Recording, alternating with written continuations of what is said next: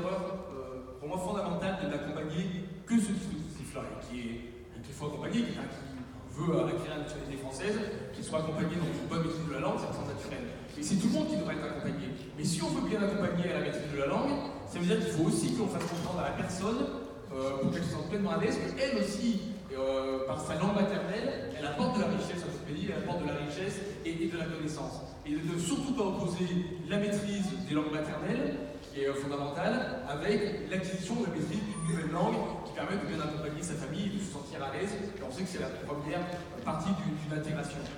Donc c'est la raison pour laquelle il faut toujours tenir, puisque Madame a dit, parler de l'histoire et parler du présent. C'est d'ailleurs ce que l'on fait même à l'échelle d'un quartier. Quand on est en aménagement sur un quartier, on essaie toujours d'essayer de rappeler aux habitants quelle est l'histoire de ce quartier. Un quartier industriel, un quartier d'immigration, un quartier...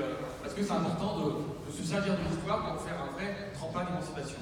Sur la deuxième partie, je serai beaucoup plus courte, je vous rassure, c'est sur la demande par rapport, si j'ai bien compris, une association dans le champ musical, instrumental, et qui aimerait avoir un local pour pouvoir faire des répétitions ou donner des cours. Bien sûr qu'à Saint-Denis, nous accompagnons ce travail-là. Après, j'allais dire, mais c'est malheureusement vrai pour toutes les associations, nous n'avons pas suffisamment de locaux pour pouvoir que chacune des associations ait un local à disposition. Même avec notre partie de demande de charge.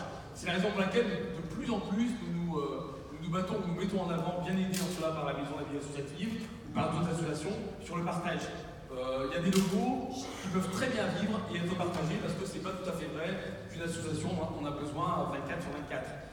Mais ça nécessite aussi que nous on soit plus souple dans le partage sur ces locaux, mais ça nécessite aussi que les associations soient prêtes à partager, à devenir de règles de travail en commun, parce que ce ne serait pas juste de vous dire à vous, madame, bien sûr, venez me voir demain dans mon bureau, enfin, ça attendra lundi, mais venez voir lundi dans mon bureau et on va signer une convention avec un bailleur.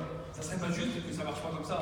Et on a besoin d'avoir un projet, on a besoin de voir quel est votre projet, il faut se analyser par la vie associative, et dans un premier temps, vous trouvez peut-être un local partagé avec d'autres associations qui œuvrent dans le même champ que celui que vous mettez en avant. Le même champ, c'est HALT. Voilà. Donc là-dessus, je n'aurai pas de réponse plus claire, mais bien sûr qu'on peut accompagner sur la base d'un projet. Merci beaucoup, monsieur.